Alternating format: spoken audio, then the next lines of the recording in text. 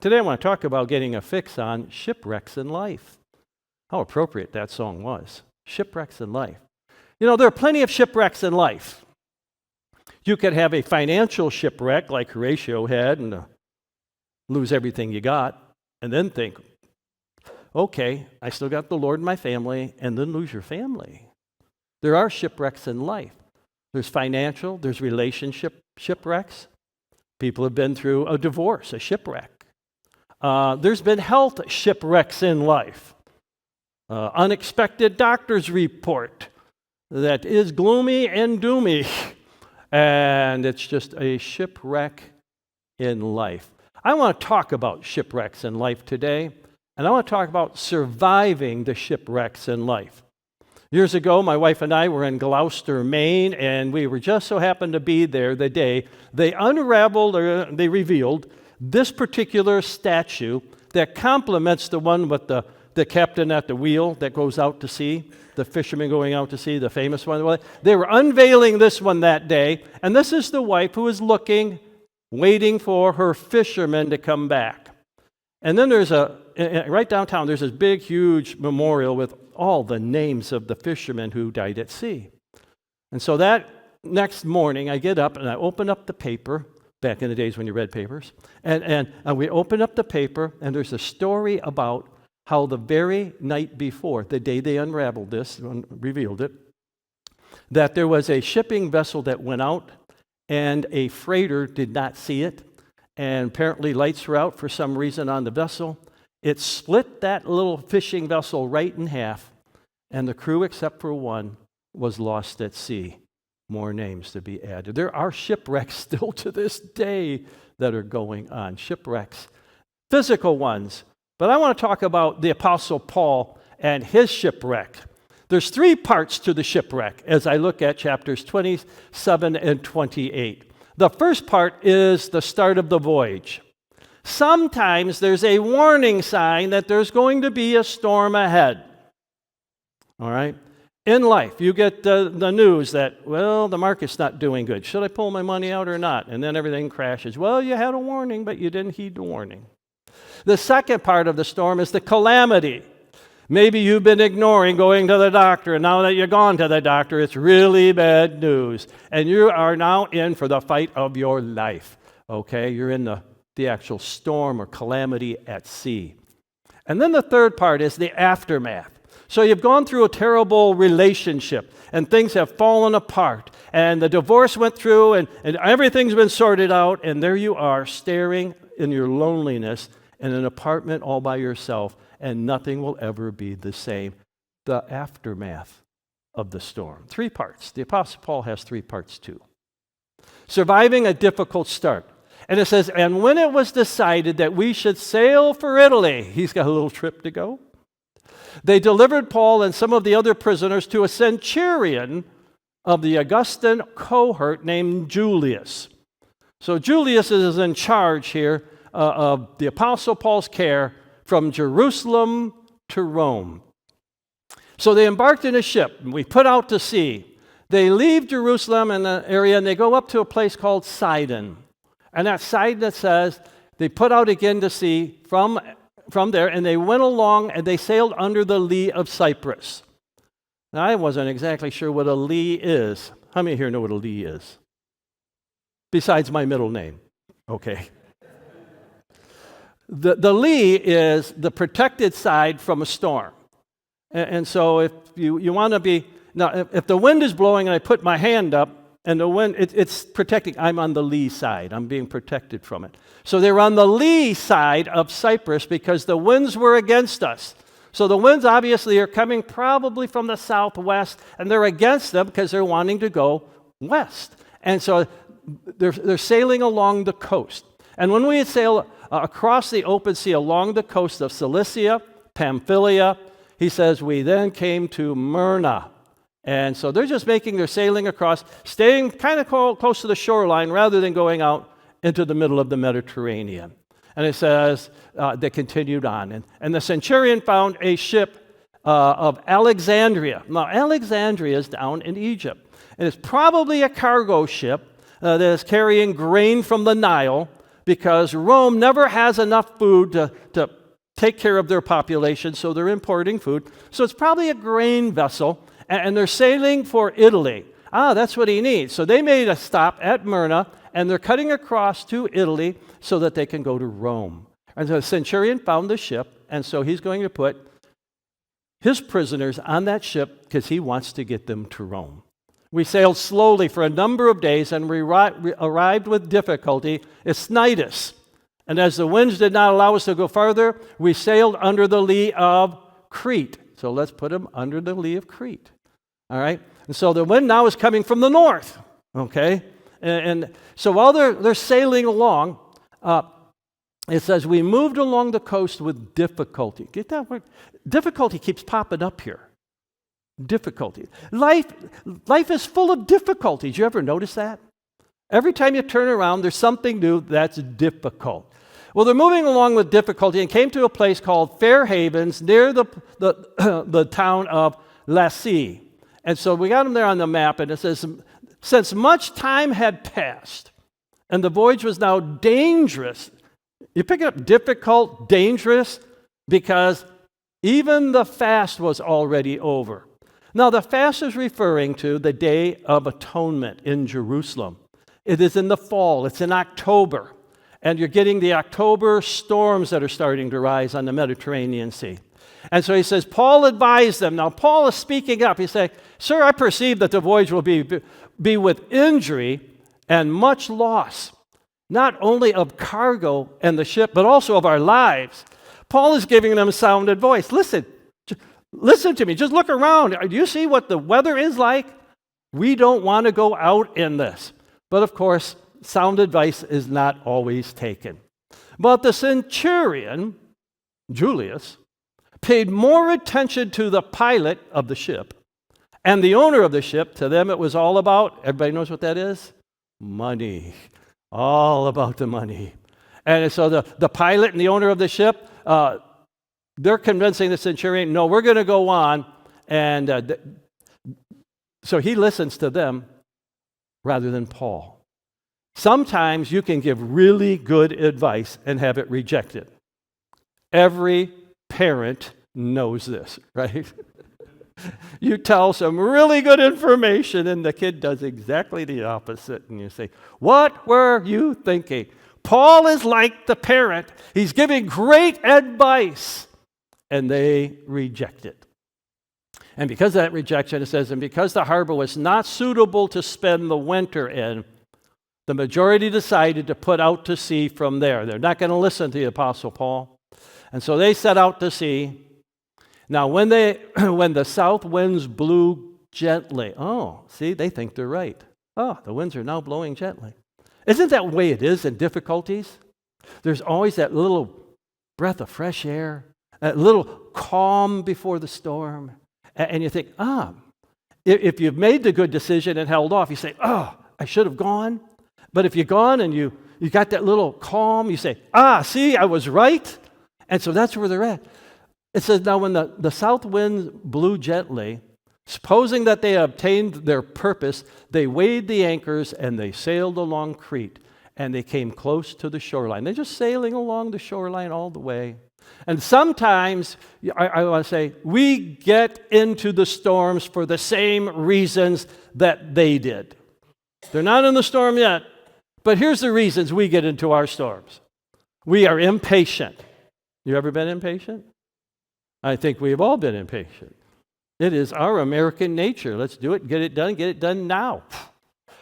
Culturally, I've been taught to be impatient. The next thing is taking the experts' secular advice. Do we do that? All the time. There are more experts in Washington, D.C., trying to advise our politicians than there are any other groups. There are lobbyist groups, so-called experts giving their secular advice. Then there's the whole thing of following the majority. We go around and we ask several people what they would do. And if they're not Christians, they're not going to give you a Christian answer, because in the council of Christian, there's wisdom. But in the council of the world, you're going to get majority rules. And majority can be wrong. And there's just also the idea of just trusting the so-called ideal conditions. The ideal conditions don't always turn out to be so ideal. And so they got a rough start here. Then they move into the difficult storm. They should have just listened to the Apostle Paul. Now, when the south wind blew gently, it said, they sailed along Crete, close to the shore. But soon a tempestuous wind called the northeaster. I think it's the King James Version that just translates it, Euroclydon, northeaster. They named the storm just like we do today. Now, I don't know if they go through the alphabet, but they named the storm. And this tempestuous wind is actually the Greek word tuphonikos. We get the word typhoon from it. This is not just some little storm. When he says tempestuous storm, this is a hurricane that is going on, and they're out in that little tiny ship, and they're out in the Mediterranean while this northeaster is striking down from the land. So it's coming down out of the north onto the Mediterranean Sea, and it's striking them. And when the ship was caught and could not face the wind, we gave way to it and we're driven along. He said, we can't, don't fight it, just go along with it. Running under the lee of a small island called Cuda. I have to blow up the map there where Crete is. It's covered with on the one map with the hurricane. Cuda is that little tiny dot. I don't know if you could see it even. You could see that little dot just south of Crete. And so they're hugging the shoreline of Crete, but worried about Cuda, and says, we managed with difficulty to secure the ship's boat.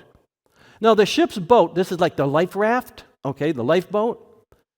So they had a small boat that they're probably dragging along with it, but they have to secure the boat. They don't want to lose the lifeboat, so they got to pull it now up on the water, on the boat, the ship, so that they're doing all the things they can that you would do in a storm to fight the storm so that you can survive.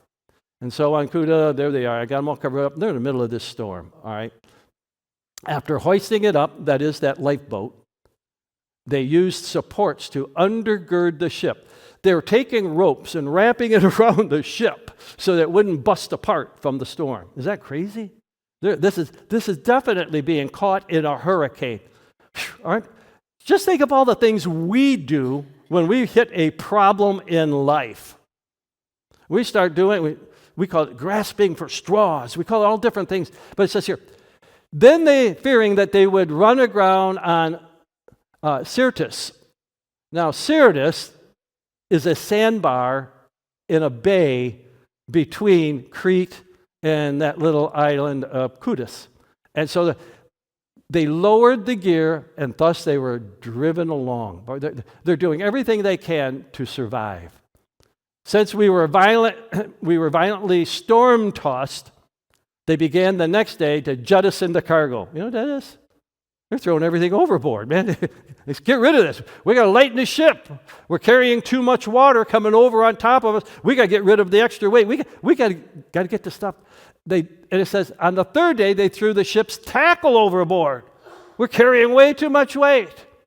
And they did so, the sailors, with their own hands. Listen, when neither sun nor stars appeared for many days, and no small tempest lay, this is a big storm, all hope of our being saved was at last abandoned. They got to the point they were hopeless. Hopeless. Ever been there? Just feeling totally hopeless? That's where they're at. The storm of life had brought them to the point of despair. Since they had been without food for a long time, Paul stood up among them and said, "Told you so. You should have listened to me and not have sailed from Crete and incurred this great injury and loss." Paul steps up and provides leadership from the words that he says, "Aha, told you so." And then he goes and he says, "I got better news than my own opinion. I'm going to speak to you the word of the Lord. And yet now I urge you to take heart. Yeah, you blew it, but listen, take heart, for there will be no loss of life among you, but only of the ship. Wow, this is really good news. Nobody's going to die. Well, it's got some bad news. The ship's not going to make it. How would you like to be that guy? Hey, this guy who told us we shouldn't start to begin with, and he was right about that, is now saying, hey, nobody's going to die, but you're going to lose the ship. You know, I'm not the greatest swimmer. We're out here in the Mediterranean Sea, you know. He's giving the leadership. He goes on and he says, for this very night there stood before me an angel of the God whom I belong. God, I belong to God, and he sent his angel, and God I worship, and his angel said to me, do not be afraid, Paul. You must stand before Caesar. I love this. It had been told Paul on 2 previous occasions, you got to go to Rome and stand and witness to Rome. And he says, listen, you're not going to die because I'm going to get you to Rome. Yes, it's going to be with much difficulty. Yes, life has all kinds of storms in it. But he's saying, you're going to make it. I'm going to be with you. Don't be afraid, Paul. You must stand before Caesar. And behold, God has granted you all those who sail with you. So take heart, men. I have faith in God. So what? He doesn't say, you guys believe. He said, no. I believe in the word of God. And he said, nobody's going to lose their life. So you guys just be calm. I've got faith in God. And that's going to carry the day. Isn't that amazing? Isn't that amazing? I have faith in God that it will be exactly as I have been told, but we must run aground on some island. This has been, he's predicting this. He's giving a prophetic word here. He's an apostle. He's giving the word of the Lord given to him through an angel. Then it says, when 14 nights had come, 2 weeks they're in a storm. As we were being driven across the Adriatic Sea, about midnight, the sailors suspected that they were nearing land. So they're going across, and so they took soundings and found 20 fathoms. Now, fathom is approximately 6 feet. Arm span of a typical guy, that's a fathom. So it turns out to be approximately 120 feet deep, all right? And then they do a second one, and this time it's found to be 15 feet. They're down to 90 feet. They know they're coming up on a shore. But they're in a storm. They can't see the shore, okay? And so they're taking these soundings. And I don't know how they're even measuring them, because you know what the water's like. They're crashing all over the place. And it says, they're in the difficulty of the storm. It says, and fearing that they might run on the rocks, they let down 4 anchors from the stern and prayed for day to come. You ever heard of a foxhole conversion? During World War II, there were a lot of foxhole conversions. My Sunday school teacher, when I was a boy, was in France fighting the Germans. He took a round in the arm from a machine gun fire from the Germans. He prayed in the foxhole, God, if you get me out of here, I will serve you the rest of my life. God got him out, and he was living out to the day he died his promise that if you get me out, I'll serve you the rest of my life. He was a deacon at church. He was a Sunday school teacher. He was involved to the day he died. These men are praying in the foxhole. It's not a foxhole. It's on a ship in the middle of the storm. They prayed for just day to come. Just day to come. As the sailors were seeking to escape from the ship, the sailor said, we're not going to make it. This thing's going to go down. They had lowered that ship's lifeboat back into the water. And they were getting into it under the pretense of laying out anchors from the bow. They're going to get in it, go around to the front, hook up some anchors, try to anchor the ship from both ends. But he said, notice what it says, the pretense.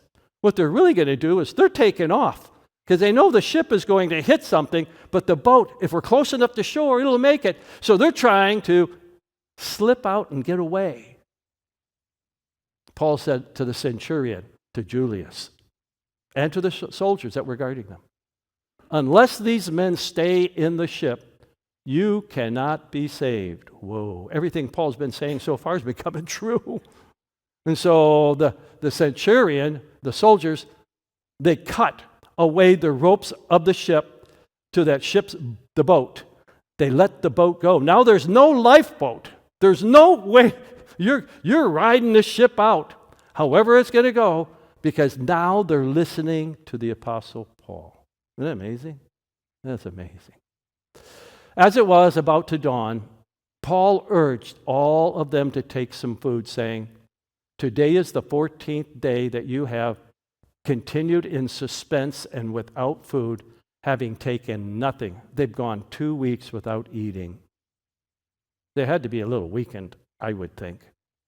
"Therefore, I urge you to take some food." Why? The ship's about to crash. You're going to have to make your way to shore. You're going to need some strength. For it will give you strength, for not a hair is to perish from the head of any of you. So they then did as he said. When they said these things, they took the bread, giving thanks to God in the presence of all. He broke it and began to eat, and then all were encouraged, and they ate some food for themselves. Then he lists this. We were in all 276 persons in the ship. 276. And when they had eaten enough, they lightened the ship, throwing out what? The cargo, the sellable stuff, the wheat, the food that they were taking, obviously, to Rome. They throw it out. There's nothing. Throw it into the sea.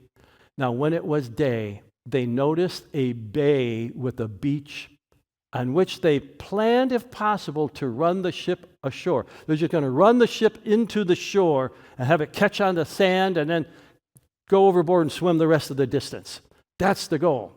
Unfortunately, so they cast an anchor, and at the same time, loosening the ropes that tied the rudder, then they hoisted the foresail in the wind that made for the beach. And they're making their way for the beach. And as they're doing that, they struck a reef.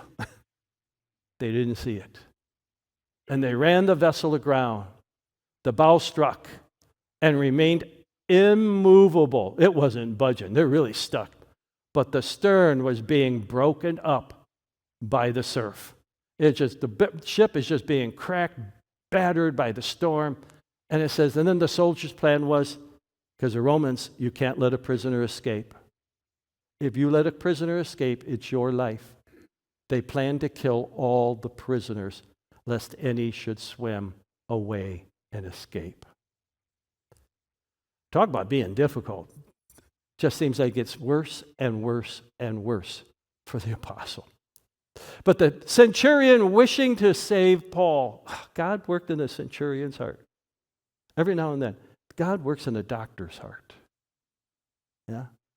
God puts it on somebody who's wealthy to just give a generous gift to someone. God worked the centurion's heart. The centurion wishing to save Paul kept them from carrying out their plan.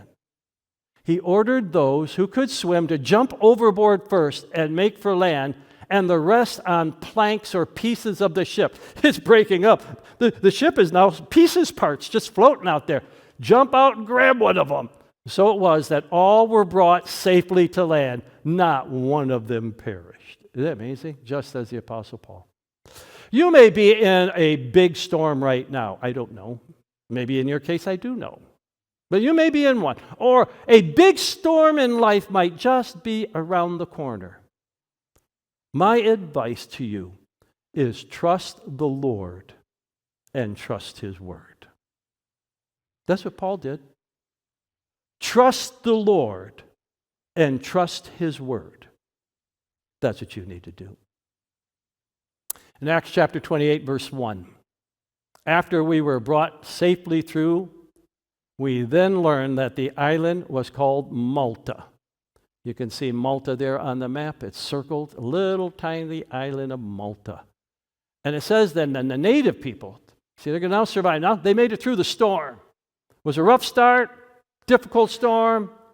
Now they're going to run into difficulties on shore. You think, I'm finally out of this. It's like The cancer patient who's been considered all clear, and then years later, the doctor says it's back again. They've survived the difficulty, but now they're on shore, and the native people showed us unusual kindness, for they kindled a fire, and they welcomed us because it began to rain and it was cold, and Paul had gathered a bundle of sticks, and he put them on the fire, and a viper came out because of the heat, and it fastened on his hand. So he's got this viper on his hand. And when the native people saw the creature hanging from his hand, imagine he's shaking it, it's bit into him, he says, and they said to one another, no doubt this man is a murderer. And that they jumped to this conclusion. Now listen to what they say, their reasoning. Though he escaped from the sea, he went through the storm, and then there was a shipwreck, and then there was being washed ashore, and he survived all that. Justice has not allowed him to live. He got bit by that snake, and he's going to die. Then the rational people, as soon as something bad happens, oh, God's not with me anymore. Wow. He, however, shook off the creature into the fire, and he suffered no harm. They were waiting for him to swell up and suddenly fall down dead. But when they had waited a long time and saw no misfortune that came to him, they changed their minds and said that he was a god. Isn't that amazing? How fickle people are. For one moment, he's a murderer, and now he's a god. People are so fickle, so fickle, so fickle. Now, the chief of the island, named Publius, the cool part is there's historical record of this guy. It's really cool. Who received us, entertained us hospitably for 3 days. And it happened that the father of Publius lay sick with a fever and dysentery, and Paul visited him and prayed. Putting his hands on him, he healed him. And when this had taken place, the rest of the people on the island who had diseases also came and were cured. They also honored us, he says, greatly. And we were about to sail on another boat. They put on board whatever we needed. They're generous. They're helping the apostle. And after 3 months, they're on that island, Malta. We sailed in a ship, and so we came to Rome. Boom. Whew, what a destination. What a destination. I love the book of Acts. It's so action-packed, adventure-filled. You can make a movie out of this. Surviving difficult shores. You know, sometimes the aftermath of the storm is worse than the storm itself. The death of a loved one is hard, but then having to face all the financial matters, the loneliness, and everything else is very hard. And that can be worse than the actual storm itself. Wow. So what do we learn from Acts chapter 27 and 28? What do we learn? We learn from Acts chapter 27 and 28 that being a Christian does not mean easy sailing through life. It does not mean that. Even the Apostle Paul had a rough start. He had a severe storm. He also had a difficult journey at the end. What I'm trying to say, nevertheless, the Lord was with him all the way. All the way. All the way. And he will be with you too in the storms and shipwrecks in life. Last words of Jesus. I am with you always, even to the end of the age. I will never leave you nor forsake you, says in the book of Hebrews. I am with you always, even to the end of the age. Let's pray.